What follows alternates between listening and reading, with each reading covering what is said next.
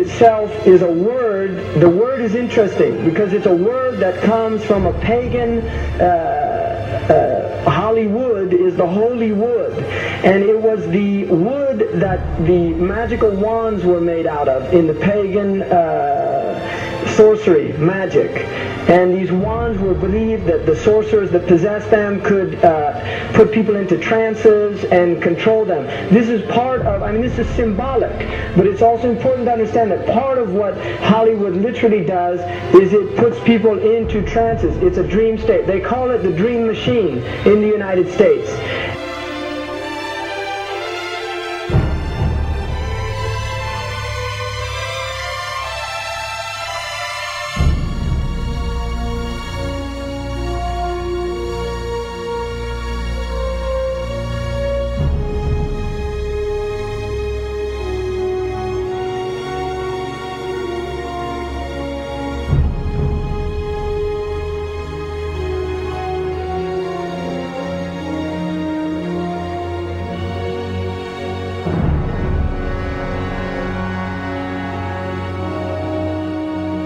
Creates fantasies for people. It puts people into these things. Now, one of the things is interesting that in the part of what's done in movie theaters, in darkened rooms where people watch television, is literally a trance state that occurs. So what's called suspended state of disbelief. You enter into a state, you suspend your disbelief and enter into a state whereby you begin to believe what you internally realize is imagination.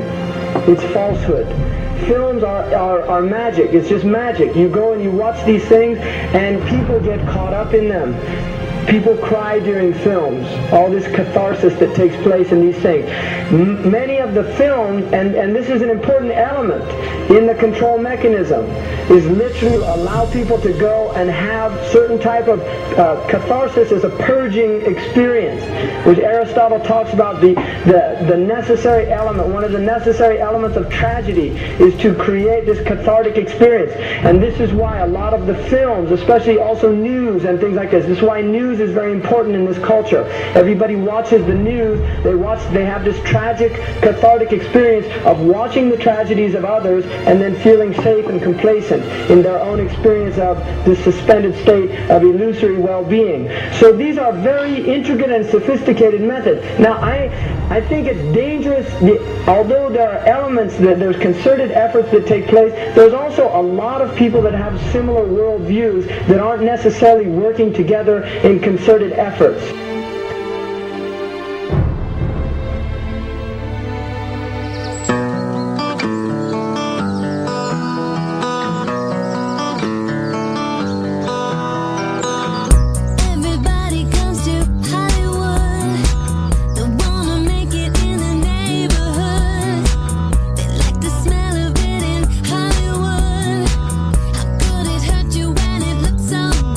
Shine your light now.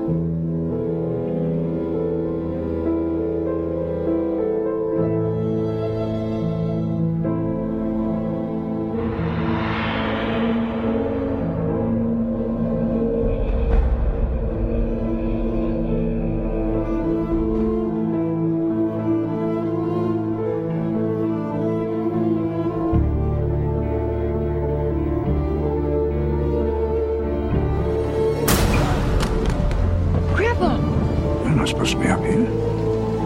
Looking at that? I just wanted to know. No. Well, you're old enough, I suppose. You should know the story. Okay, here we go. It was 1832.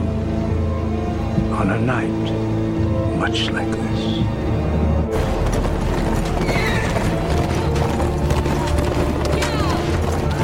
Charles Carroll was the last surviving signer of the Declaration of Independence. He was also a member of a secret society known as the Masons, and he knew he was dying. He woke up his stable boy in the middle of the night and ordered him to take him to the White House to see Andrew Jackson, because it was urgent that he speak to the president. Did he talk to him?